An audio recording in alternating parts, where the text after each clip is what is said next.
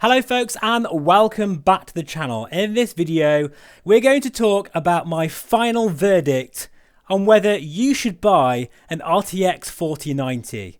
And whilst we discuss this, we're going to take my favourite business jet from London Heathrow to Dublin using the Varjo Aero at 39 pixels per degree.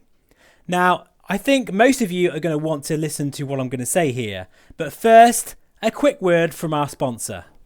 FS Academy really does take your flight sim knowledge to the next level. In fact, you'll be greeted by a real-world pilot and instructor which will guide you through a series of different training exercises, from a GA pilot all the way up to being a full airline captain.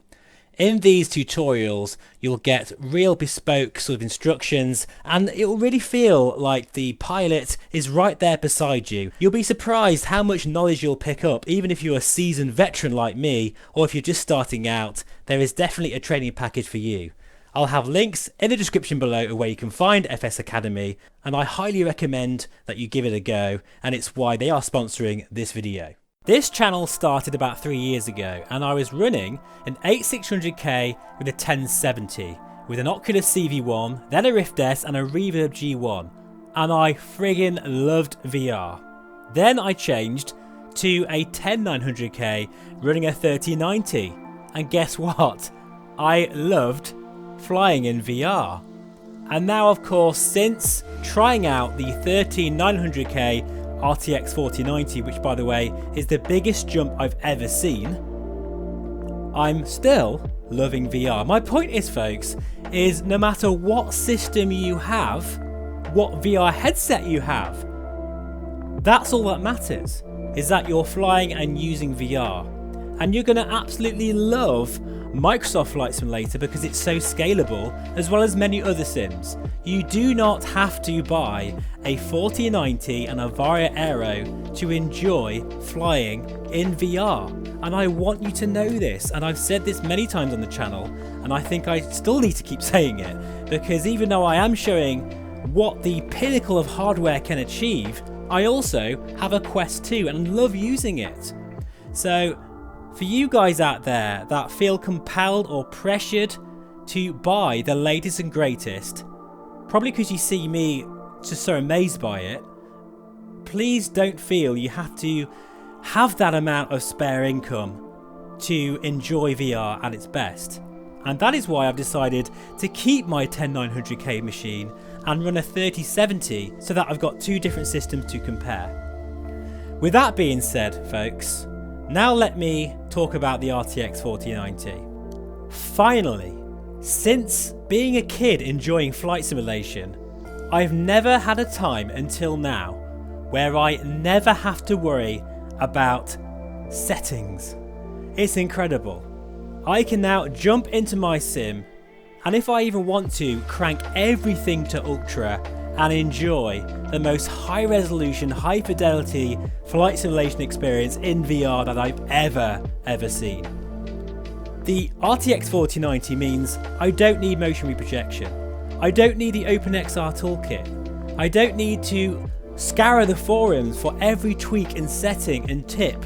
I can just switch on my computer and fly. And I cannot tell you, especially being a YouTuber who shows setting videos, how much that means to me.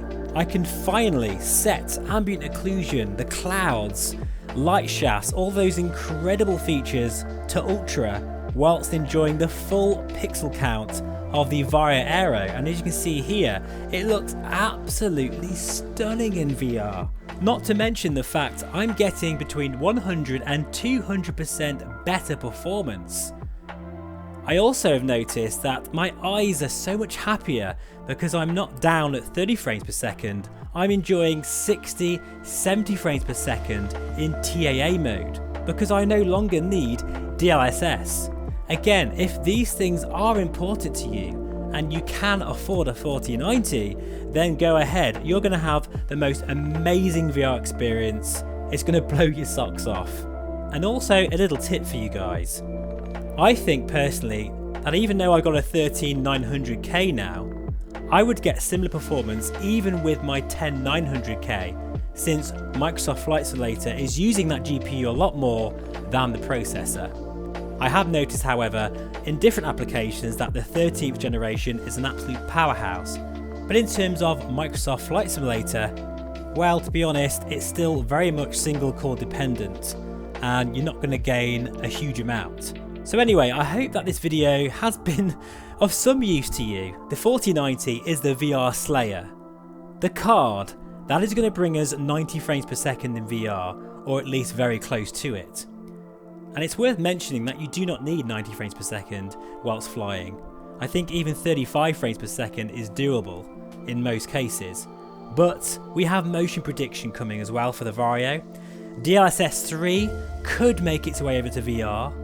We've got foveated rendering and a whole host of amazing VR headsets that are coming, or ones that have already been out for a long time that you can still enjoy. This hobby is very much alive and kicking, and I cannot believe still how VR and flight simulation have joined together in such a strong force to give us the kind of experiences that you could only dream about even just a few short years ago. Needless to say, I did buy the Stormforce computer because I have never seen performance like it, and it's transformed the experience for me. However, I still would recommend the 30 series graphics cards.